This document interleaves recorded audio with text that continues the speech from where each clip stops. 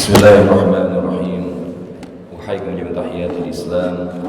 Assalamualaikum warahmatullahi wabarakatuh. Innal hamdalillah nahmaduhu wa nasta'inuhu wa nastaghfiruhu wa natubu ilayh wa na'udzu billahi min shururi anfusina wa min sayyiati a'malina. Man yahdihillahu fala mudilla lahu wa man yudlil falan tajida lahu waliyyan mursyida. Asyhadu an la ilaha illallah wahdahu la syarika lahu wa asyhadu anna nabiyyana Muhammadan 'abduhu wa rasuluhu la nabiyya wa la rasula ba'da. Allahumma fashalli wa sallim ala hadzal nabiyyil karim nabiyyina Muhammad sallallahu alaihi wasallam wa ala alihi wa ashabihi wa man tabi'ahum bi ihsanin ila yaumiddin.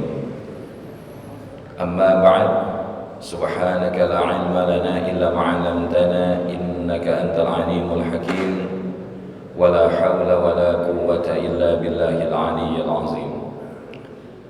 Fadilatul Qaramun, Bapak Ibu jamaah salat subuh Masjid Al-Aqsa Permata Bintaro yang insyaallah diberkahi dan dirahmati Allah. Bagaimana kabarnya Bapak Ibu pagi hari ini? Sehat semua? Fisiknya sehat? Dompetnya sehat? Hatinya sehat? Alhamdulillah. Karena kalau ada salah satu yang tidak sehat dari yang ditanyakan itu, bukan tidak mungkin hidup kita jauh dari kata bahagia. Bahkan Imam Al-Ghazali rahimahullah menyebutkan manusia itu terbagi kepada 4 golongan. Yang pertama, kata beliau, adalah kelompok manusia yang sa'idun fid dunya wa syaqiyun fil akhirah. Orang yang bahagia hidup di dunia tapi di akhiratnya sengsara.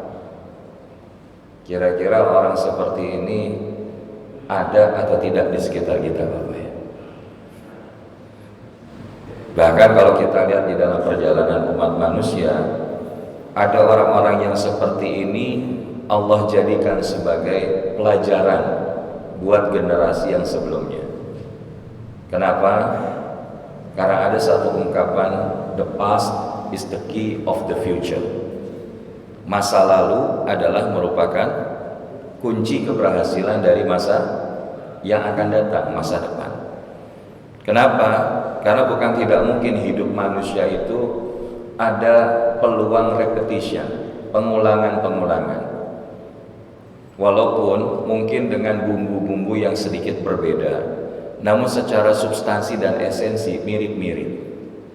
Sehingga di situ pun kita mendapati bahwa di generasi sebelum kita ada orang-orang yang sukses dan ada orang-orang yang gagal. Dan yang menarik, orang yang sukses ada polanya, yang gagal juga ada polanya. Pertanyaannya, kepada kita mana yang kita pilih? Kita pengen ikuti pola hidupnya orang gagal atau pola hidupnya orang sukses, Bapak Ibu? Kira-kira pola hidup yang mana yang akan kita pilih? Pola hidup orang yang sukses, yang berhasil. Tapi ketika kita kemudian bertanya referensi dari mana kita dapetin pola orang sukses dan pola orang gagal, maka bukan tidak mungkin itu terdapat di dalam Al-Quran. Karena Al-Quran inilah yang menjadi panduan dan pedoman di dalam hidup kita. Dan kalau kita lihat di dalam Quran, itu begitu banyak ibrah yang Allah berikan, pelajaran ya. Jadi Allah berikan Al-Quran itu juga salah satunya menjadi pelajaran dari Allah Subhanahu wa ta'ala kepada orang-orang yang beriman. Dan ketika kita bicara mau'izatun min rabbihim, pelajaran dari Rabb yang Maha Agung kepada kita, maka kita dapati bahwa di dalam Al-Quran begitu banyak panduan pedoman yang Allah berikan agar kita selamat. Karena dalam setiap sholat kan kita minta kepada Allah, Iyyaka na'budu wa iyyaka nasta'in ihdinas siratal mustaqim. Pertanyaannya, di mana kemudian kita dapatkan petunjuk agar kita tetap berada di jalan yang lurus. Kira-kira di mana Bapak Ibu? Di dalam Al-Quran. Inna hadzal Qur'an yahdi lillati hiya aqwam wa yubashshirul mu'minin. Sesungguhnya ini adalah Quran yang akan membawa kalian berada di atas jalan yang lurus, dan berikanlah kabar gembira kepada orang-orang yang beriman. Hanya saja pertanyaannya, apakah kita hari ini hidup sudah menggunakan Al-Quran Bapak Ibu? Karena kita ini kalau diibaratkan, misalkan begini, katakanlah AC yang ada di masjid ini, yang mudah-mudahan tidak terjadi, rusak gitu. Dan sementara AC-nya itu mereknya katakanlah Daikin. Dan kemudian ketika rusak, tidak kita dapati ada orang yang bisa memperbaiki AC itu. Maka apa yang kita ikhtiari sehingga kemudian AC-nya bisa baik kembali? Kira-kira apa yang kita lakukan? Ya, setidaknya kita baca manual book-nya, betul apa enggak? Kita baca buku pedomannya. Oh, kalau rusak kemungkinan dicek dulu nih. Tapi kalau manual book-nya itu ternyata dari Samsung, kira-kira kompatibel apa enggak Bapak? Dan pertanyaannya, kita sebagai manusia gitu apa enggak? Kalau hari ini kita mengalami kerusakan-kerusakan di dalam hidup, masalah-masalah yang Allah hadirkan di dalam hidup kita, sayangnya kebanyakan kita langsung baca manual book dari Allah, atau justru kita cari manual book selain daripada Allah. Dan inilah yang kemudian kerusakan-kerusakan yang terjadi semakin hari semakin membesar. Padahal kalau kita kembalikan lagi kepada Al-Quran, maka niscaya hidup kita itu bahagia Bapak Ibu. Bahkan di dalam sebuah ungkapan, indahnya hidup di bawah naungan Al-Quran. Orang kalau hidupnya dengan Quran, al-hayatus sa'idah, hidupnya bakal bahagia. Dengan Quran, al-hayatul imaniyah, hidupnya itu akan penuh dengan nuansa iman. Orang kalau hidupnya dengan Quran, al-hayatul haqiqiyah, hidupnya itu akan betul-betul sebagaimana orang yang hidup. Maka esensi nuzulul Quran bukan cuma sekedar kita peringati, tapi kita tangkap substansinya. Bagaimana interaksi kita dengan Al-Quran sejauh sampai dengan hari ini. Namun insya Allah Al-Fakir husnuzan bahwa Bapak Ibu yang hari ini hadir, minimal interaksi baca Qurannya sudah khatam minimal 3 kali sampai 15 Ramadan. Nah, yang amin ini antara dua ini Ustadz ngejek atau memang doa ini. Tapi kelihatan dari wajah-wajahnya ini kan wajah-wajah ahli Quran insya Allah. Bahkan terlihat posisinya senderan itu semua penuh sambil murojaah. Jadi Bapak Ibu yang disayang Allah Subhanahu wa taala, sayangnya banyak di antara kita itu tahu Quran itu adalah merupakan pedoman, tapi nggak banyak yang menjadikan Al-Quran sebagai pedoman dalam hidupnya. Termasuk ketika di dalam Ramadan. Padahal di Ramadan itu Allah Subhanahu wa taala menurunkan Al-Quran. Syahrul Ramadan alladzi unzila fihi Al-Quran hudan lin-nasi wa bayyinatin minal huda wal furqan. Bulan suci Ramadan adalah bulan diturunkannya Al-Quran. Maka di situ kita sebut nuzulul Quran. Walaupun pemaknaan nuzulul Quran ada yang kemudian dimaknai dalam 2 tahapan. Al-Quran turun sekaligus dari Allah kepada sama'ud dunia di dalam satu malam yang disebut dengan Lailatul Qadar. Inna anzalnahu fi Lailatul Qadar. Inna anzalnahu fi Lailatul Mubarakah. Jadi huknya di sini adalah kembali kepada Al-Quran. Jadi sekaligus. Tapi kemudian dari sama'ud dunya sampai kepada Rasulullah Muhammad sallallahu alaihi wasallam berangsur-angsur selama kurang lebih 23 tahun. Dan proses pertamanya itu ketika Rasulullah berada di dalam Gua Hira. Ketika kemudian setelah 3 kali Jibril menanyakan, "Iqra ya Muhammad," maka kemudian Rasulullah bilang, "Ma ana biqari," saya nggak bisa baca. Maka dipeluk sekali, dipeluk 2 kali, dipeluk 3 kali, sampai kemudian disebutkanlah firman yang pertama kali turun kepada Rasulullah dalam surah Al-Alaq ayat 1-5. Iqra bismi rabbikal ladzi khalaq, dan seterusnya. Maka Bapak Ibu yang dirahmati Allah, balik lagi ketika kita hari ini sudah punya Al-Quran 30 juz, kemudian 114 surat, 6.236 ayat, apakah sudah kita jadikan pedoman di dalam hidup kita? Karena kalau kita lihat di dalam Al-Quran, maka begitu banyak aturan-aturan, peraturan-peraturan ataupun hukum yang kemudian itu akan membawa hidup kita lebih hidup. Contohnya misalkan ketika tadi disebutkan orang kalau hidupnya dengan Quran, maka hidupnya akan lebih hidup. Karena di dalam Al-Quran itu diantara perintah Allah, wala taqrabuz zina, janganlah kalian dekati zina. Karena apa? Itu adalah seburuk-buruk perbuatan. Dan hari ini ada satu kejadian di daerah Pulau Jawa lah, katakan, tidak kita definitifkan tempatnya. Seorang gadis muslimah, karena dia mungkin sudah pacaran lama dengan pacarnya tergoda untuk melakukan yang lebih daripada sekedar jalan bareng. Maka akhirnya dicekoki minuman keras, diperkosa, bahkan sama temannya juga ikutan perkosa sampai dia meninggal dunia. Ini kalau kita lihat, makanya apa yang dibawa dan diperintahkan oleh Allah SWT dan disampaikan oleh Rasulullah Muhammad itu pasti akan membawa kepada kehidupan yang nyata. Ketika Allah berfirman, wa ahalul bai' wa harramar riba, Allah menghalalkan jual beli dan mengharamkan riba, maka jangan sampai kita balikin. Ya Ustadz, gak apa-apalah kalau riba-riba dikit, yang penting kemudian untungnya bisa berbagi kepada umat. Enggak. Karena Allah baik dan menyukai yang baik. Maka oleh karena itu, pertanyaannya, kita dengan Quran itu yakin apa enggak Bapak Ibu? Dengan Quran itu yakin apa enggak? Ya, dengan apa yang menjadi aturan-aturan Allah yakin atau tidak? Perintah-perintah dan larangan yakin atau enggak? Kisah-kisah yang ada dalam Quran percaya atau enggak? Kisah Nabi Yusuf percaya? Kisah Nabi Musa percaya? Kisah Nabi Ibrahim percaya? Ya, karena kalau kita mengatakan tidak, maka cacat iman kita terhadap Quran. Dan ini yang tadi kita singgung, bahwa the past is the key of the future. Maka di situ di dalam Al-Quran salah satunya kita belajar, ada orang yang hidupnya bahagia, kelihatannya senang di dunia tapi sengsara di akhirat. Kira-kira contohnya siapa? Contohnya siapa? Qarun. Qarun itu bahagia nggak Bapak Ibu?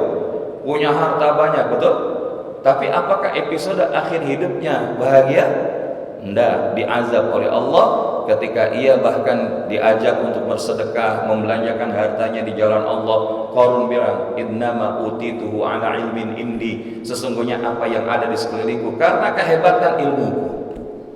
Maka orang kalau merasa memiliki terhadap apa yang ia punya hari ini, bukan nggak mungkin semakin jauh dari kebersyukuran kepada Allah.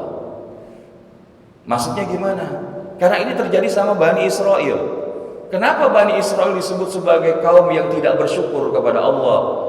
Ya, karena mereka pertama diberikan kelebihan oleh Allah Subhanahu wa Ta'ala, dan kemudian akhirnya mereka merasa biasa. Apa yang terjadi ketika mereka merasa biasa itu? Maka ketika itu mereka sibuk dengan yang tidak ada dan mengabaikan apa yang sudah ada. Kan dikirimkan Nabi dan Rasul ke Bani Israel itu sedikit atau banyak Bapak Ibu?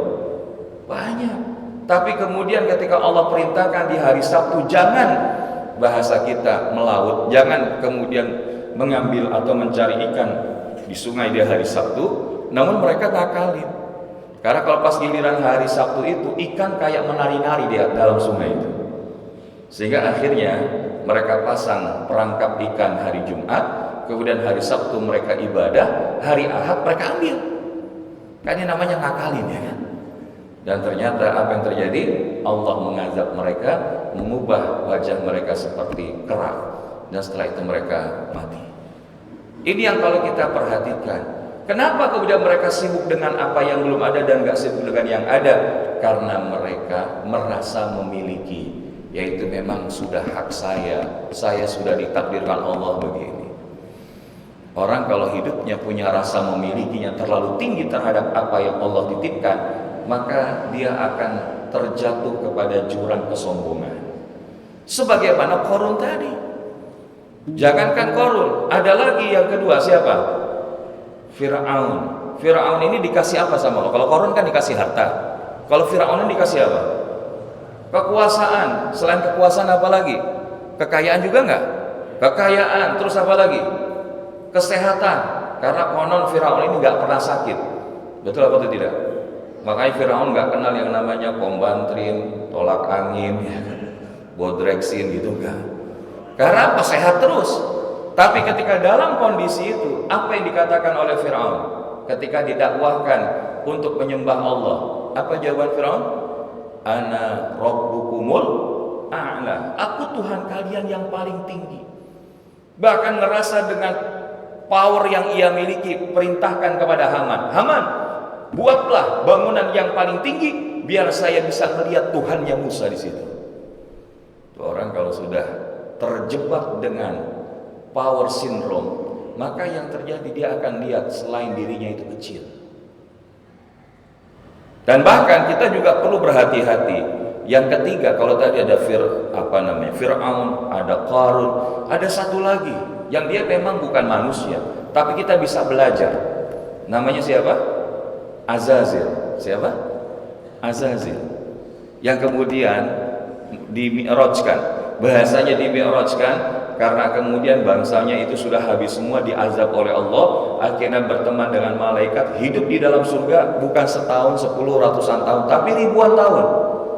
Namun ketika Allah ciptakan Adam untuk kemudian semua makhluk bersujud kepada Adam sebagai bentuk penghormatan kepada Allah, Azazil bilang apa? Ana khairum minhu. Aku lebih baik daripada dia ya Rabb. Bahasanya, dia ini diciptakan dari api sementara Adam itu dari tanah. Yang namanya api nggak pernah ada di dalam ataupun di bawah tanah. Posisinya pasti di atas tanah. Apa yang terjadi? Maka Allah lemparkan Azazil untuk menjadi penghuni neraka selamanya. Dan itulah yang kita kenal dengan iblis.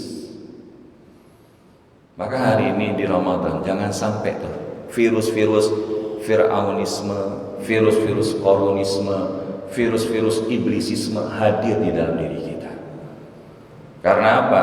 Ini adalah gambaran yang mereka selain Azazil tadi, hidupnya di dunia kelihatan senang bahagia, tapi di akhiratnya sengsara. Maka ini adalah kelompok yang pertama, dan semoga Allah jauhkan kita daripada keadaan kelompok ini. Yang kedua, ada kelompok orang yang dia sa'idun fid dunya atau syaqiyun fid dunya. Kalau tadi kan sa'idun fid dunya, sekarang syaqiyun fid dunya wa sa'idun fil akhirah. Yaitu mereka orang-orang yang berada dalam kondisi apa? Sengsara di dunia namun bahagia di akhirat. Kira-kira ini lebih baik atau tidak dibanding sebelumnya, Bapak? Insya Allah. Karena apa? Hidup ini bukan tentang dunia.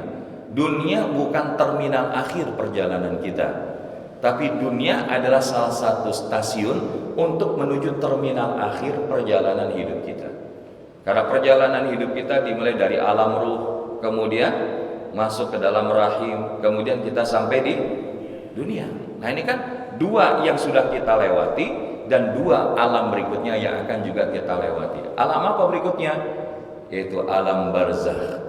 Ketika seseorang itu wafat, maka dia akan berada di boarding room, namanya alam barzakh.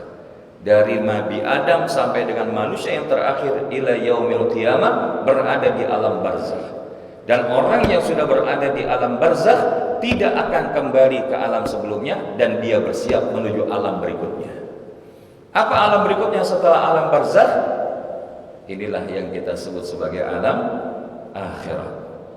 Dan untuk sampai ke alam akhirat nanti akan ada istilahnya itu pemeriksaan kembali, boarding pass kita, kemana ujungnya? Apakah ke surga atau ke neraka? Karena pilihannya cuma dua itu. Makanya kalau kita dikasih pilihan di dalam hidup, mana yang akan kita pilih? Memilih istana di neraka atau gubuk di surga, Bapak Ibu? Istana di neraka atau gubuk di surga? Tapi kalau jamaah langsung pasti bilang pengennya istana di surga. Dan bertanya boleh apa enggak? Boleh.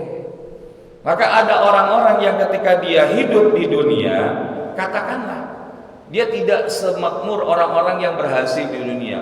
Mungkin dia nggak punya mobil yang sampai belasan, puluhan, tapi dia mungkin hanya punya sepeda butut, mungkin motor butut, rumahnya juga tidak besar-besar amat.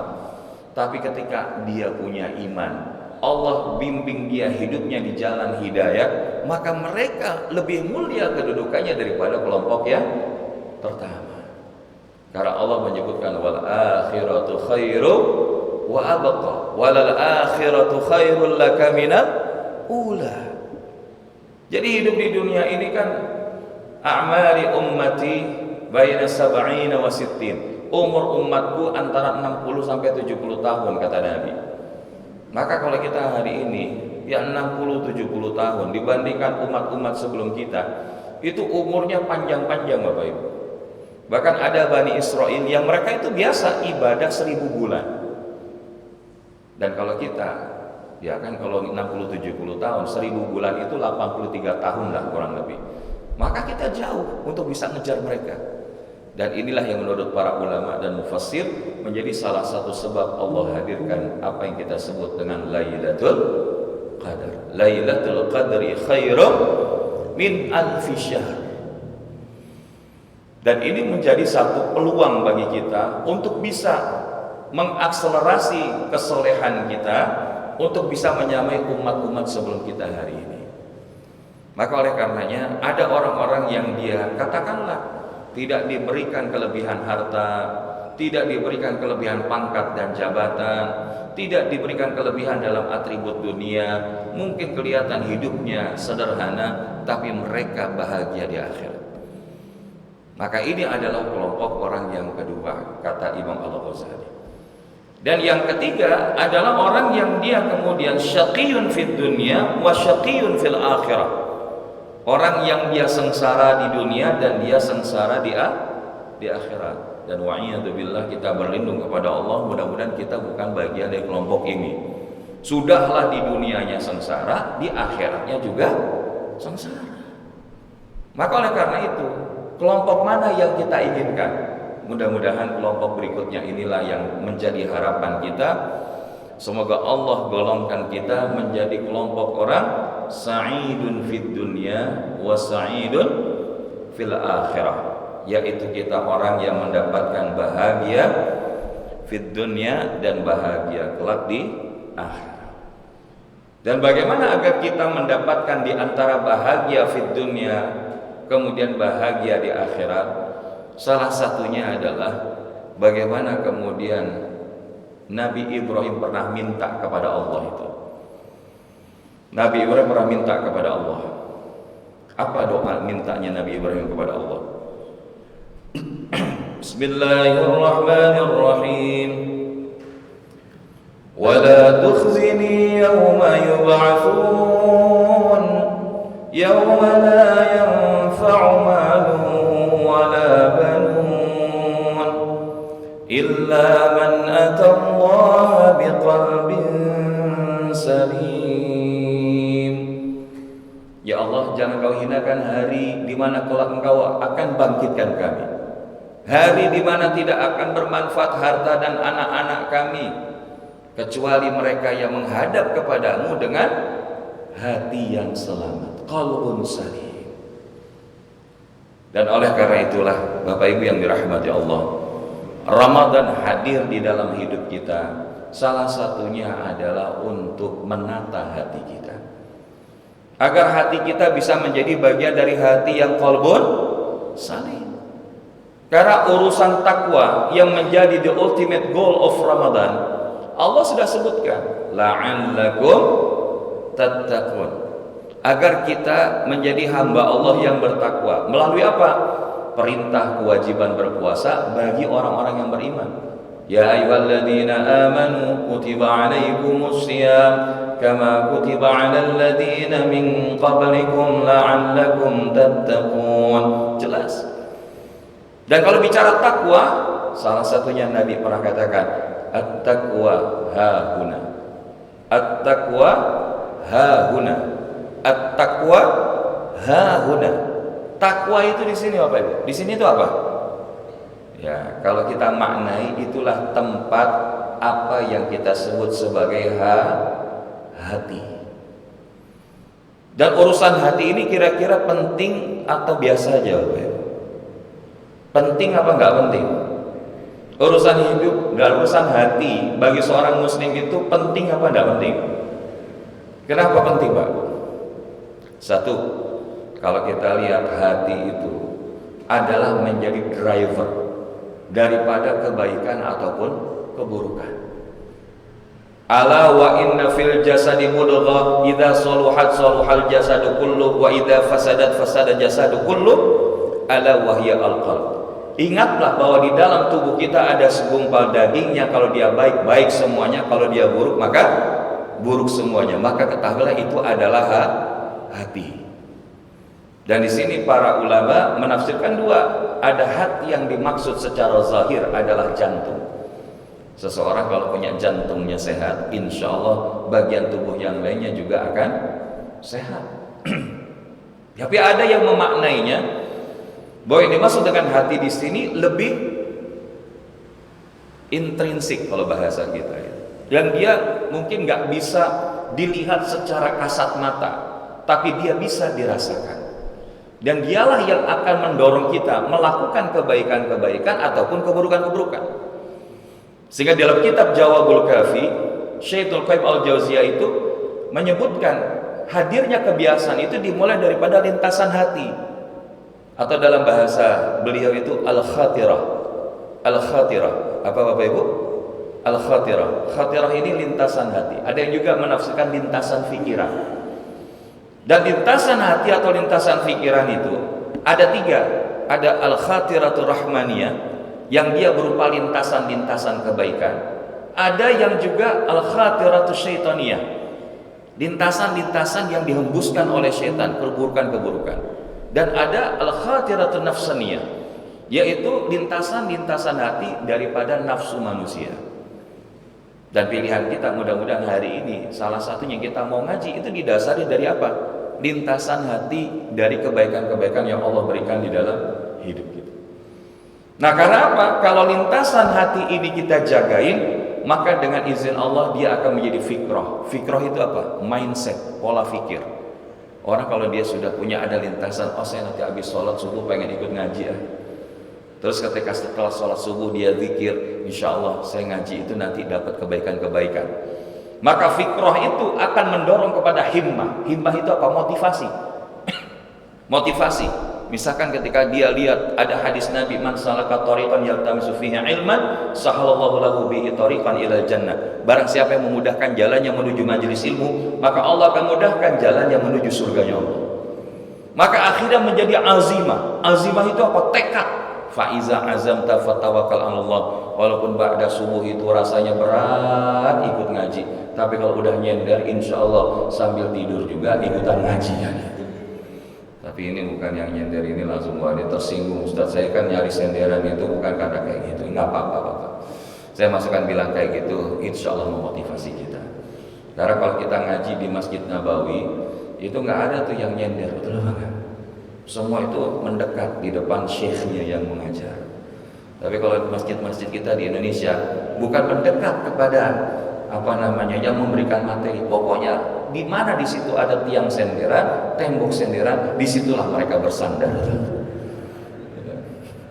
Tapi insya Allah mudah-mudahan ini 10 kali diingetin kayak gitu, yang nyender maju ke depannya. Dan saya doakan yang nyender kemudian jadi nggak nyender, Allah lapangkan rezekinya. Bukan cuma amin doang, maju Pak ya. Kalau amin doang tapi nggak pakai sebuah ikhtiar, jangan-jangan aminnya kita baru selintas doang. Jadi azimah, faiza azamta fatawakkal 'ala Allah. Ya kalau kita sudah punya azam, maka selebihnya kita istilahnya apa? Ya bertawakal kepada Allah. Tapi kan Ustaz capek kalau misalkan itu. Iya. Maka kata Imam Syafi'i, ilmu itu nggak didapat dengan bermalas-malas, tapi dengan kesungguhan. Nah, kalau sudah punya azimah, maka itu akan melahirkan amal, perbuatan yang dilandasi dari ilmu. Kalau bahasa guru saya, sebanyak apapun ilmu yang dimiliki tidak akan merubah hidup Anda kecuali action yang dilandasi dengan ilmu. Jadi punya ilmu banyak, tapi kalau nggak diamalin, enggak. Nah, action atau amal yang dilakukan berulang-ulang itulah yang akan menghadirkan al-'adah, kata Ibnu Qayyim. Kebiasaan. Orang kalau sudah biasa bangun malam, sholat, ya setelah sebelumnya dari hammam kamar mandi dia mungkin buang air, setelah itu berwudu, kemudian dia sholat setiap hari. Maka termasuk kita dilatih di Ramadan ini melatih al-'adah, kebiasaan.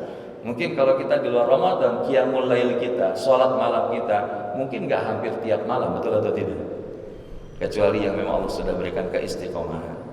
Tapi ketika kita melakukan 30 hari, karena ilmu perubahan secara psikologi, orang yang melakukan sebuah perbuatan 21 hari berulang-ulang, maka akan menjadi habits, menjadi kebiasaan. Makanya kalau kita di Ramadan ini biasa bangun sepertiga malam terakhir, menghabiskan malam dengan sholat malam, kemudian baca Quran, berbagi kebaikan, dilakukan berulang-ulang akan menjadi al-'adah, kebiasaan. Dan kebiasaan itulah yang akan membentuk namanya karakter. Karena takwa itu salah satunya adalah karakter. Jadi achievement kita di dalam takwa akan terjawantahkan dengan karakter. Apa karakter orang takwa? Salah satunya alladzina yunfiquna fis sarra'i wad-dharra wal kazimina al-ghaiza wal 'afina 'anil nas wallahu yuhibbul muhsinin. Ini salah satunya. Dia akan mudah berinfak baik dalam keadaan sempit ataupun lapang. Kemudian dia mudah mengendalikan emosi, menahan amarah, dan dia mudah memaafkan kesalahan orang lain.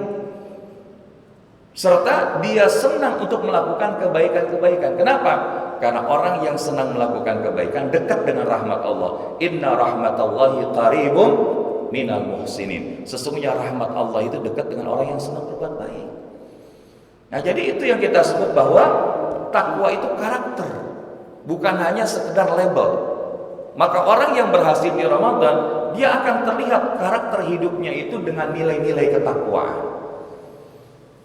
Ya, termasuk tadi mudah muhasabah, walladzina idza fa'alu fahishatan aw zalamu anfusahum dzakarullah fastaghfiru lidzunubihim wa may yaghfiru dzunuba illallah wa lam yusirru 'ala ma fa'alu wa hum ya'lamun.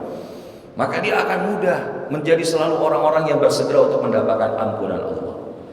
Dan inilah kenapa kemudian hati itu penting. Yang kedua, kenapa urusan hati itu penting Bapak Ibu? Karena hati itu adalah tempat jatuhnya pandangan Allah. Innallaha la yanzuru ila suwarikum wa ajsamikum walakin yanzuru ila qulubikum wa amalikum. Sesungguhnya Allah tidak melihat rupa, penampilan, harta, jabatan, popularitas kita, berapa follower, subscriber. Allah nggak lihat itu. Tapi yang Allah lihat adalah hati dan amal-amal yang kita lakukan. Maka inilah kenapa urusan hati itu penting. Karena hati tempat jatuhnya pandangan Allah. Dan yang ketiga, urusan kenapa hati itu penting. Maka hati itu diibaratkan oleh Nabi SAW seperti cermin, bisa ngaca. Karena seseorang ketika dia melakukan dosa, maka cermin hatinya itu ibarat tertetesi noktah-noktah hitam, yang kalau tidak segera diperbaiki, maka noktah hitam itu akan memenuhi, sehingga kemudian cermin itu nggak lagi bisa digunakan. Bahasanya hatinya awalnya sakit, ujungnya bahkan mati. Maka oleh karena itu Bapak Ibu yang dirahmati Allah Subhanahu wa taala, kita berlindung kepada Allah di dalam kesempatan Ramadan yang mulia ini agar jangan sampai hati kita itu menjadi hati-hati yang mati. Dan sebelum hati itu mati, kita waspadai apa yang bisa merusak hati kita. Sehingga dengan demikian insya Allah menjadi keajaiban hati yang kita dapatkan di Ramadan. Karena tema yang kita bahas Miracle of Heart on Ramadan. Maka kita akan menukil daripada pandangan seorang ulama yang salih, yakni seorang salafun salih yang perkataannya itu banyak memberikan manfaat kepada kita sebagai generasi di belakang beliau, yaitu Imam Hasan Al-Basri rahimahullah. Dan perkataan beliau ini didokumentasikan oleh Syekh Nawawi Al-Bantani di dalam kitab Nasaihul Ibad. Dan mudah-mudahan ketika kita tahu bagaimana hal-hal yang merusak hati, maka kita tahu bagaimana menjaga hati kita supaya tidak rusak. Dan apa yang diungkapkan oleh Imam Hasan Al-Basri, maka beliau katakan, inna fasadal qulub an sittati asya. Sesungguhnya yang menyebabkan hati itu rusak ada 6 perkara. Nah, kalau udah dibilang 6 ini kira-kira boleh lanjut apa enggak? Jadi yang tadi sampai sekarang itu tadi pengantar, materinya ini. Jadi pengantarnya alhamdulillah sudah hampir syuruk ya kan. Ya, tapi mudah-mudahan materi intinya bisa selesai dalam beberapa belas menit ke depan. Boleh sedikit kita lanjut Bapak Ibu? Oke. Apa yang pertama daripada 6 hal yang bisa merusak hati seorang hamba Allah itu? Maka yang pertama kata Imam Hasan Al-Basri adalah awwaluha yudhnibuna biraja'it taubah. Insyaallah. Sebutkan oleh beliau itu apa? Hati seorang hamba itu bisa rusak. Pertama, dia sengaja berbuat dosa dengan harapan segera bisa bertobat. Jadi bahasanya ya STMJ gitulah ya. Apa itu STMJ? Ya, sholat terus maksiat jangan. PTMJ, puasa terus maksiat jangan. HTMJ, haji terus tapi maksiat jalan. Maka kita berlindung kepada Allah. Orang yang dia tahu bahwa itu adalah sebuah perbuatan dosa, tapi dia tetap sering melakukan dengan bilang, nanti juga kalau saya udah pensiun saya nanti nggak mau makan riba lagi lah. Oh nanti kalau saya mumpung masih muda saya mau foya-foya dulu, nanti kalau sudah mendekati usia lanjut baru saya mau tobat. Ini namanya menunda-nunda permohonan ampunan kepada Allah dan menyengaja melakukan perbuatan-perbuatan dosa. Dan orang kalau sudah melakukan satu dosa dan tidak segera ditaubati di hadapan Allah, maka dia akan mengundang dosa-dosa berikutnya. Maka jangan kita abai terhadap dosa-dosa kecil, karena bukankah batu itu awalnya daripada kumpulan kerikil-kerikil? Orang yang dia terbiasa dengan dosa-dosa kecil, maka bukan tidak mungkin akhirnya terbiasa dengan dosa besar. Sekali bohong nggak apa-apalah, namanya juga darurat. Besok bohong lagi, terusnya akhirnya bohongnya bahkan lebih besar lagi. Maka inilah kalau hati seseorang itu bersih, hati seseorang itu sehat, maka dia punya lawannya daripada kondisi ini. Apa itu? Al-khawfu min iqabillah. Dia punya rasa takut kalau nanti Allah memberikan sanksi kepada dia. Maka dia nggak akan menunda-nunda taubat, nggak melakukan dosa. Karena Syekh Ibnu Athaillah rahimahullah, hati mati itu diantara cirinya adalah selain dia nggak nyesel tertinggal melakukan kebaikan, yang kedua dia nggak takut ketika melakukan dosa dan maksiat. Padahal yang namanya al-ithm, kata Nabi, adalah segala sesuatu yang menggelisahkan hati, dan kalau diketahui orang itu akan membuat dia malu, nggak pengen ketahuan sama orang. Itu dosa. Dan oleh karenanya di Ramadan ini Allah hadirkan salah satunya apa? Untuk membersihkan dosa-dosa kita. Man shoma Ramadan, man qama Ramadan, man qama Lailatul Qadar imanan wa ihtisaban, ghufira lahu ma taqaddama min zambi. Barang siapa puasa di Ramadan, siapa sholat malam di Ramadan, siapa menghidupkan malam Al-Qadar dengan iman dan semata mengharapkan ridho dan pahala Allah, maka Allah akan ampuni dosa-dosanya di sisi Allah dari yang lalu-lalu. Kira-kira kita hidup butuh nggak ampunan dosa, Bapak Ibu? Butuh aja apa butuh banget? Kenapa butuh banget? Karena setiap kita nggak ada yang lepas dari perbuatan dosa, baik itu sengaja ataupun tidak, apakah itu yang besar ataupun kecil. terlihat ataupun tersembunyi, Allah tahu. Karena di antara kita bukan orang yang maksum. Ya, karena maksum ini adalah keadaan-keadaan khusus yang Allah berikan kepada hambanya yang terpilih. Dan kadang-kadang setan itu pintar meniupkan dosa itu, mendorong seseorang berbuat dosa itu sesuai levelnya. Kalau yang levelnya bahasa kita, levelnya tingkat SD, SMP, SMA, ya yang kayak gitu. Tapi kalau sudah S1, S2, S3, begitu juga yang akan dihadirkan. Maka perhatikan ini, bahwa apa? Bahwa kalau hari ini kita tetap berbuat dosa dengan harapan, oh nanti saya bisa bertobat kok, itu akan merusak hati. Sehingga apa? Jangan biarkan kita nyaman dengan perbuatan dosa dan bersegeralah untuk bertaubat dan mohon ampun kepada Allah. Wasari'u ila maghfiratin min rabbihim wa jannah. Jadi kalau kita lihat itu bersegera untuk mendapatkan ampunan Allah yang luasnya seluas langit dan bumi, nanti mendapatkan surganya itu. Nah, jadi ini yang pertama. Yang kedua, kata Imam Hasan Al-Basri rahimahullah, wa yata'allamuna al-ilma wa la ya'malun. Yang bisa membuat hati itu menjadi rusak berikutnya adalah menuntut ilmu, mengkaji ilmu tapi enggak mau mengamalkan. Kita alhamdulillah di masjid yang Allah muliakan ini dapat pelajaran dari guru-guru, ada pelajaran tajwid, ada pelajaran akidah, ada pelajaran urusan hati, ada pelajaran sirah, ada pelajaran Quran. Tapi sekian banyak itu kalau tidak membuat kita beramal, maka itu akan menjadi beban dan bahkan merusak hati kita. Makanya kenapa kita ngaji sebetulnya supaya kita tahu bagaimana kita melakukan dan mempraktikkan ilmu itu. Karena al-ilmu bila amalin kasyajari bila samarin. Ilmu yang tidak diamalkan seperti apa? Pohon yang tidak memberikan buah. Sudah cukup baik tapi tidak lebih baik karena tidak menghadirkan manfaat lebih jauh. Maka efek ilmu itu adalah akan mendorong amal-amal kita memiliki nilai lebih daripada orang yang melakukan tanpa amal. Sehingga dalam sebuah ungkapan, al-ilmu imamul amal wal amalut tabi'ah. Ilmu itu pemimpin amal dan amal mengikuti sesuai daripada ilmunya.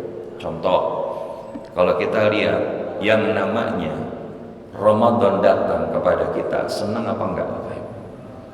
Dan begitu senangnya masyarakat di awal Ramadan, kira-kira masjid, musola penuh apa enggak pas tarawehan hari pertama? Penuh aja kok, penuh banget. Bahkan walaupun kita punya 2 lantai, 3 lantai, dibuat tenda penuh, tapi mendekati pertengahan, kira-kira makin ramai atau makin maju? Apa yang maju? Nah ini kenapa bisa terjadi begini? Mendekati akhir kira-kira makin ramai makin maju. Ya ramainya di mana? Mall, stasiun, terminal, termasuk di Pegadaian. Bapak Ibu, coba bandingkan di Masjidil Haram. Coba lihat di Masjidil Haram. Kira-kira masuk pertengahan makin ramai nggak? Bahkan akhir Ramadan makin berkurang atau makin padat? Allah. Kenapa bisa kayak gitu? Karena tadi ketika mereka faham ilmunya, Ramadan itu begitu mendekati akhir bukan going down, bukan declining, bukan melandai, tapi apa? Growing up. Ya, amalannya makin mantap, jamaahnya makin rame, makmur. Itu harusnya begitu cycle-nya. Sehingga at the end putarannya itu makin kencang. Karena apa? Ada satu reward yang Allah berikan. Tadi Lailatul Qadri khairum min alfi syahr, di antaranya. Jadi bahasa kalau kita hunting itu, hunting Lailatul Qadar, jangan cuma nembak di malam ganjil doang. Walaupun Nabi bilang terutama di malam yang ganjil. Tapi sebetulnya kenapa dirahasiakan? Supaya kita menyiapkan dari awal Ramadan, bahkan sebelum Ramadan, kita berharap Allah izinin dan kita pokoknya lakukan kebaikan di setiap harinya. Nah, termasuk tuh amalan cerdas di 10 hari akhir Ramadan. 3 amalan yang tidak ditinggalkan selain yang wajib. Pertama apa? Sedekah. Pokoknya sedekah di malam itu berapapun. Kita mau sedekah mungkin ya, kalau lihat wajah-wajah ini kan sekali sedekah 10 juta lah satu malam. 10 juta malam pertama, 10 juta malam kedua, 10 juta malam ketiga, 10 juta sampai malam ke 10 terakhir ya. Karena kalau ternyata ada salah satu malam itu ternyata malam Al-Qadar, maka akselerasinya 1000 bulan. Jadi itu sedekah. Tapi kalau kita nggak sanggup 10 juta ya sudah 100 juta lah. Ya kan, kalau nggak bisa dibawa naikin ke atas. Tapi misalkan Ustaz saya mampunya 10.000, maafin muskilah. 10.000 asal istiqomah. Yang kedua apa? Tamatkan Quran. Tapi kan 30 juz berat Ustaz. Baca Al-Ikhlas, Al-Falaq, An-Nas. Minimal itu kita baca. Ya, itu kan minimal pahalanya, itu seperti mengkhatamkan Quran. Tapi kalau kita bisa mengkhatamkan Quran dari Al-Fatihah, Al-Baqarah sampai An-Nas, itu lebih baik. Tapi minimal amalan sederhana itu kita kerjain. Dan yang ketiga apa? Sholat. Ya, jadi kalau kita misalkan sudah witir, mau tambahin setelah tidur, kemudian kita bangun, sholat tahajud. Hidupkan. Makanya apa bedanya tarawih dengan tahajud? Kalau tarawih ini memang dilakukan setelah sholat isya. Di awal malam, sepertiga malam pertama.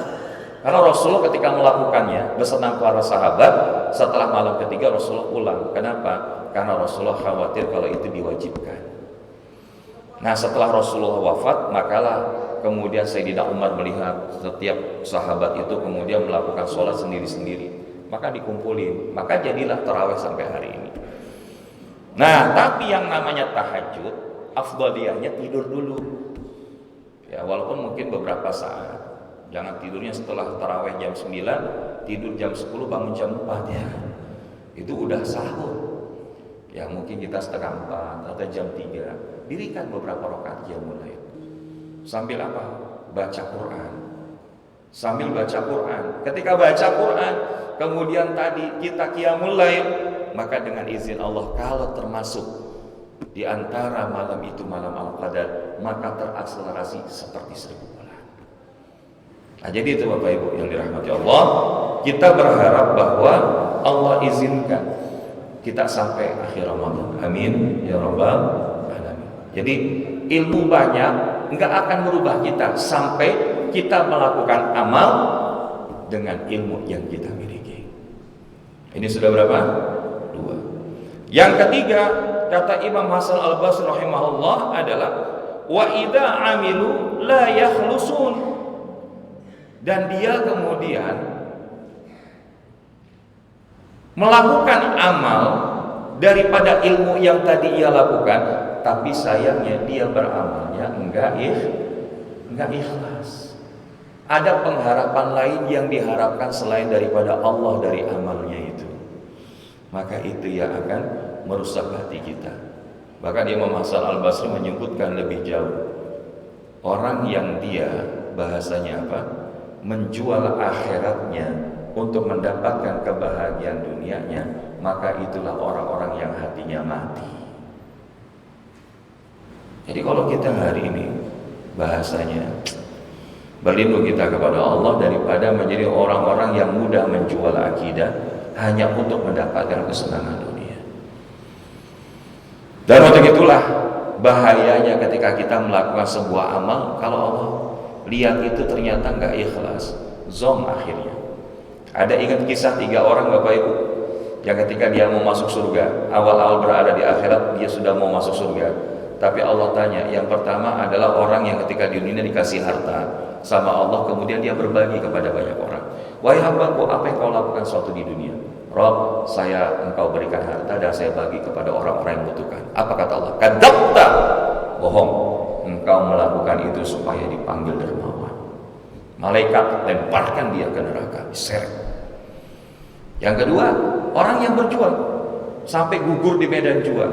Ditanya juga begitu, sama jawabannya. Kata Allah, bohong, engkau melakukan itu supaya dipanggil pahlawan.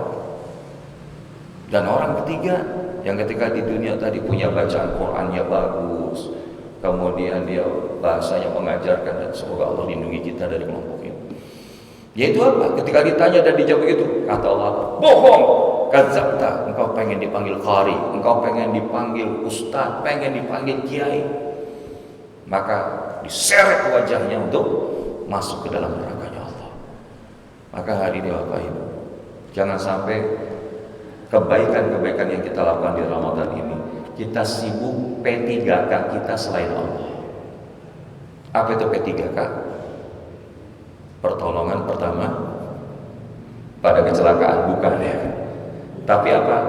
Pengakuan, penghargaan, perhatian, dan kasih sayang yang kita harapkan selain dari Allah.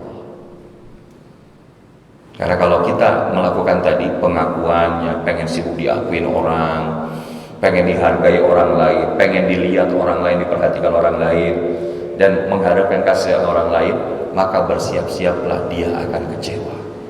Karena orang yang dia menjatuhkan harapnya kepada selain Allah dan dia lebih sibuk berharap kepada makhluk, itu adalah orang-orang yang mendesain patah hati yang disengaja. Makanya siapa yang kita sandarkan? Perhatian kita cuma mengharapkan kepada perhatian Allah. Penghargaannya cuma kita pengen dihargai Allah sebagai hamba, diakui sebagai hamba, dan kita mendapatkan kasih sayang dari Allah. Maka oleh karenanya ikhlas di dalam beramal, just focus on Allah. Apa Bapak Ibu? Just focus on Allah. Dari mana Ustaz istilah itu? Inna sholati wa nusuki wa mahyaya wa mamati lillahi rabbil alamin. Sudah, yang kita lakukan itu apapun yang kita lakukan semata hanya untuk Allah. Allah dulu, Allah lagi Allah, Allah terus. Yang berikutnya, yang keempat, wa ya'kuluna rizqallahi wa la yashkurun. Kata Imam Hasan Al-Basri rahimahullah, mereka makan rezeki dari Allah tapi enggak mau bersyukur. Jadi makan setiap hari tapi enggak pernah menikmati bagaimana jalan rezeki itu Allah sampaikan kepada kita. Kita kadang-kadang kalau sudah buka puasa, Allahu Akbar, Allahu Akbar, dihantam semua ya kan. Padahal yang namanya mindful eating, ya dalam istilahnya mindful eating, bagaimana kita makan itu penuh dengan pemaknaan. Sebelum makan itu Bapak Ibu, coba hadirkan gimana teh manis ini bisa sampai kepada kita, kolak ini bisa sampai kepada kita. Ada petani yang menanam di ladang, kemudian setelah itu dia angkut pada saat panen, kemudian dibawa untuk dijual ke pasar. Sampai di pasar dipilihin sama orang yang belanja. Setelah yang belanja dibawa untuk dimasak. Setelah dimasak disajikan di depan kita. Kira-kira panjang gak jalan rezeki itu? Nah, kita selama makan pernah mikirin itu apa enggak? Langsung makan aja kan. Padahal kita bilang, ya Allah, jalan hamba mendapatkan rezeki ini lebih pendek daripada jalan rezeki itu sampai kepada hamba.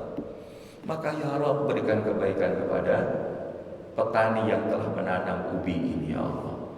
Berikan kebaikan kepada siapa yang telah membeli ubi ini ya Allah.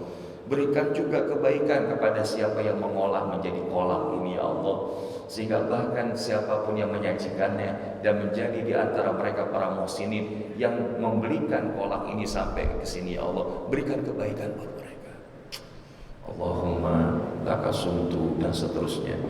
Makan itu beda Bapak Ibu. Cuma kita kadang-kadang makan itu ngerasa, oh saya punya duit, maka saya beli ini, saya tunjuk ini. Pengen makan bubur, semua bubur dihadirkan. Bubur kacang hijau, bubur kacang merah, bubur kampiun, ya kan? Bubur ayam, bubur apa lagi? Bubur merah putih, ya. Semua dihadirkan. Akhirnya apa? Dia sibuk cuman balas dendam di saat berbuka puasa. Makanya Nabi ngajarin bagaimana tertibnya buka puasa. Begitu azan berkumandang, ambil kurma Bapak Ibu. Dan kurma yang disukai Nabi salah satunya adalah kurma ajwa. Kayak gimana tuh kurma ajwa Bapak Ibu? Nanti coba searching. Ya kalau nanti Bapak Ibu beli, ya kalau mau dikasih ke Ustadz, insya Allah Ustadz nggak nolak ya kan. Ini agak kode-kode dikit, nggak apa-apa lah, sekali-kali dia langsung ya. Jadi makan, setelah itu tadi ya kita mau baca Allah malaka sumtu boleh. Setelah itu bismillah, makan. Setelah satu, kemudian ambil air. Ya air minum, teguk. Kalau kita ada air zam-zam lebih baik. Kalau nggak ada ya air mineral. Baru setelah itu naik, sudah masuk ke dalam kerongkongan kita, baca dhahaba zama wa batalatil uruq wa thabatal ajr insyaallah. Itu kan doanya. Baru setelah itu kita lanjutkan sedikit. Jadi bukan main Allahu akbar Allahu akbar Allahumma barik lana warzuqna wa qina azabannar. Enggak gitu. Nikmati. Karena dengan demikian itu akan menjadi episode kesyukuran. Ya Allah, nikmat banget ya Allah air ini masuk ke sini. Karena tadi kita singgung, Bani Israel menjadi tidak bersyukur kenapa? Merasa memiliki. Sehingga kunci kita bersyukur adalah merasa tidak memiliki. Seperti Nabi Sulaiman. Nabi Sulaiman dikasih harta, dikasih pangkat jabatan, dikasih kelebihan jadi Nabi dan Rasul. Apa jawaban Nabi Sulaiman?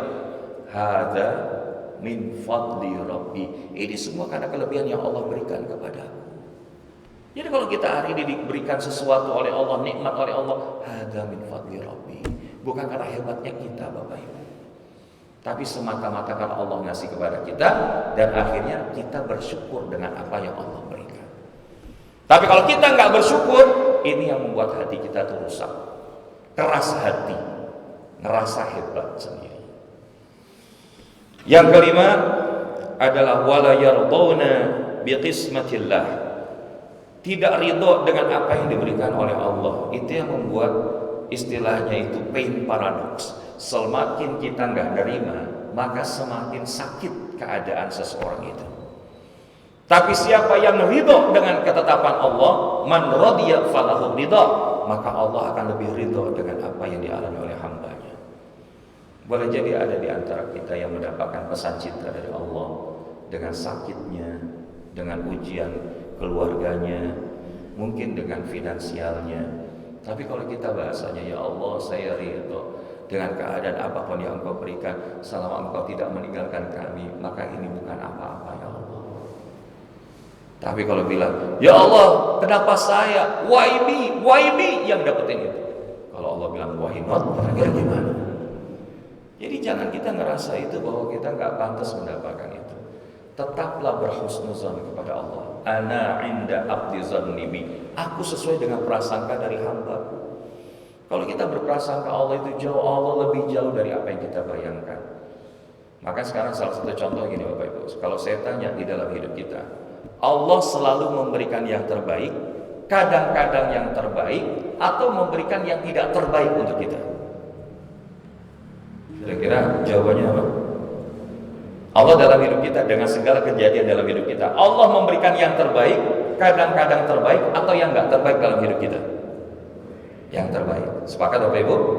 Maka kalau kita mengatakan Allah selalu memberikan yang terbaik dalam hidup kita, lalu apakah masih ada masalah dalam hidup kita? Wa 'asa an takrahu syai'an wa huwa khairun lakum wa 'asa an tuhibbu syai'an wa huwa syarrun lakum. Dan ada sesuatu yang mungkin kita nggak suka, tapi menurut Allah itu yang terbaik. Dan sebaliknya ada yang kita suka, belum tentu itu yang terbaik menurut Allah. Sehingga kalau kita pakai kacamatanya Allah, maksudnya kacamata tauhid kita kepada Allah, everything is okay. Harga minyak goreng naik, nggak apa-apa. Harga pertalite mau naik, nggak apa-apa. Selama iman kita juga naik. Karena kalau kita iman kita naik, kan di zaman Rasulullah juga ekonomi naik turun. Dan kalau kita melihatnya, wah marah-marah dan seterusnya, itu pun nggak bisa berubah keadaan. Kenapa kita sibuk mengutuk kegelapan? Kenapa kita nggak sibuk menyuluh, menghidupkan suluh pencahayaan di dalam kegelapan? Kita lihat masyarakat terdampak gara-gara minyak goreng itu kan luar biasa ya. Kalau kita alhamdulillah jalan ke Saudi, jalan ke US, itu Masya Allah, buka puasa itu ditawarinya itu kurma dulu, betul apa enggak? Kalau enggak ajwa maju dulu, yang agak-agak besar sedikit. Tapi di Indonesia, Masya Allah, mau itu di kantor, mau di rumah, di komunitas, begitu buka puasa, apa yang disodorin? Nah, ini yang jawab pelaku di antaranya. Pasti yang disediainya gorengan. Makanya ini kenapa minyak goreng rame. Ya udah. Kalau kita dikasih kemudahan nggak bingung beli minyak goreng, kasih Pak Bu pas kita beli satu buat di rumah kita, beli 10. Untuk siapa? Orang yang hari ini terdampak. Sehingga kita nggak susah hidup itu. Kita susah hidup itu kan karena apa? Karena kita sendiri yang buat susah. Dengan apa? Enggak ridho. Dengan kata kalau Ustaz, kalau ridhonya kayak model kayak gitu berarti pasrah. Bukan begitu juga. Ridho itu dengan kejadian apapun dalam hidup kita. Ya termasuk ngaji hari ini, ridho apa enggak nih? Ya lewat-lewat dikit gitu, ridho apa enggak ya? Karena kalau ridho, Allah lebih ridho lagi dengan apa yang dilakukan oleh hambanya. Yang terakhir ya termasuk saya ridho nggak Bapak Ibu nyender? Ridho. Kalaupun nggak ridho juga kan Bapak Ibu tetap nyender juga kan? Kan itu nggak jadi masalah. Makanya termasuk kalau ada jamaah yang tidur pas pengajian, nggak apa-apa. Jangan dibangunin, karena bisa jadi dia merasakan kenyamanan pada saat ngaji.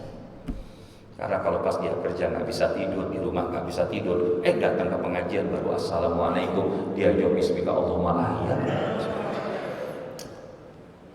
Dan saya ridho Bapak Ibu kayak saya.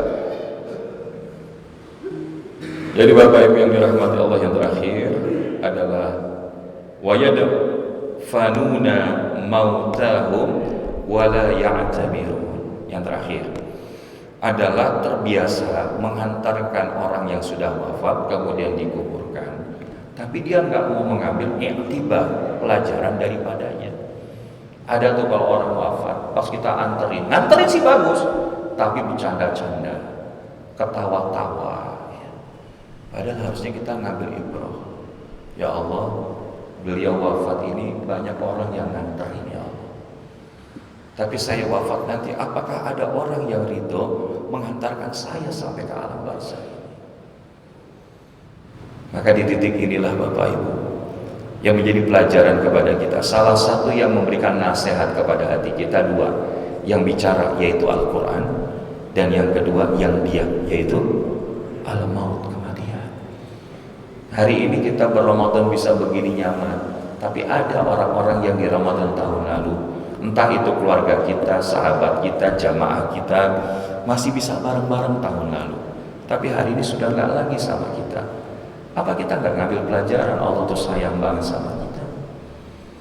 Maka kalau ada orang wafat, ambil iktibar. Kalau dia baik, wah kebaikannya itu seperti itu.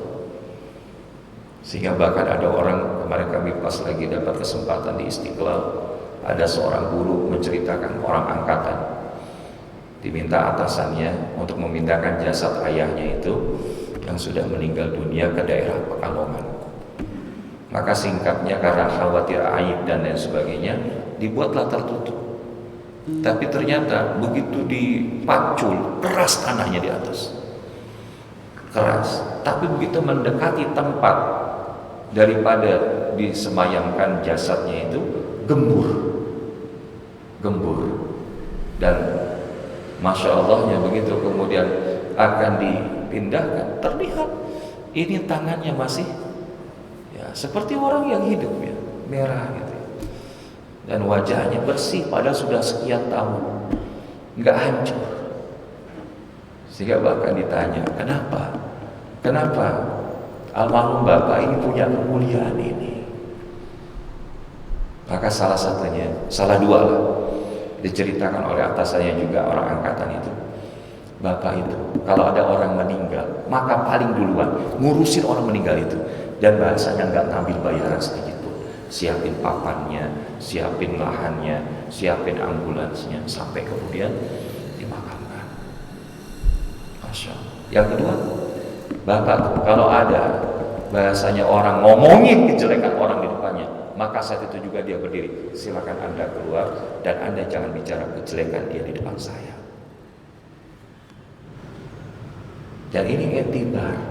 Ada orang-orang yang Allah muliakan ketika dia sudah berada di alam kubur, dan dia hidup, maksudnya hidup tanda kutip, hatinya hidup semasa hidupnya. Maka kita jangan sampai dikasih hidup sama Allah tapi hati kita mati. Dan inilah yang dijelaskan oleh Imam Hasan Al-Basri, maka ambillah pelajaran dari kematian supaya pada saat kita mati, maka kita bisa mati enak. Hari ini banyak orang lebih sibuk mikirin hidup enak sampai lupa bagaimana mempersiapkan mati enak. Dan semoga kita semua yang hadir Allah izinkan wafat dalam kebaikan husnul khatimah. Amin ya rabbal alamin. Allahumma inna nas'aluka fi'lal khairat wa tarkal munkarat wa hubbal masakin wa an taghfir lana wa tarhamna ya rabbal alamin. Allahumma rabbana taqabbal minna du'aana wa salatana wa siyamana wa hajatana wa taubatana taubatan nasuha wa kullun a'malana fi syahri Ramadan wa khtim lana bi husnil khatimah wa la takhtim alaina bi su'il khatimah. Allahumma nawwir qulubana bi nuri hidayatika kama nawartal arda bi nuri syamsika abadan abada. Rabbana atina fid dunya hasanah wa fil akhirati hasanah wa qina adzabannar. Wa sallallahu ala sayyidina Muhammadin nabiyil ummi wa ala alihi wa sahbihi wa baraka wa sallam. Subhanakallahumma wa bihamdika asyhadu an la ilaha illa anta astaghfiruka wa atubu ilaik. Walhamdulillahi rabbil alamin. Mohon maaf Bapak Ibu, mungkin pagi ini tidak ada tanya jawab. Mohon doanya hari ini Al-Fakir mendapatkan kesempatan mengikuti uji kompetensi menjadi seorang nazir. Alhamdulillah ada sekitar 130 asesi yang akan hadir, dan mudah-mudahan ke depan aset-aset wakaf itu bisa dikelola dengan baik, salah satunya dengan kepemilikan sertifikasi nazir. Karena apa? Jangan sampai ke depan aset-aset wakaf kita hilang menguap begitu saja dan tidak terpelihara dengan baik. Baik itu nazir perorangan, nazir yayasan, ataupun nazir lembaga. Dan insya Allah misalkan Ustaz, saya pengen ngobrol-ngobrol tentang wakaf, boleh kapan waktu, nanti kita akan bahas tentang bagaimana hebatnya wakaf sebagai instrumen platinum kebangkitan umat. Hari ini kalau pengen umat sejahtera, salah satunya bukan semata-mata dari zakat. Zakat itu mengentaskan kemiskinan, tapi level kesejahteraan itu dengan wakaf. Nah, bagaimana kita bisa mendapatkan itu? Bisa ikuti di saluran dan frekuensi yang sama, insya Allah di kesempatan yang akan datang. Hadanallahu wa iyyakum ajmain wal afwa minkum wa billahi taufiq wal hidayah. Wassalamualaikum warahmatullahi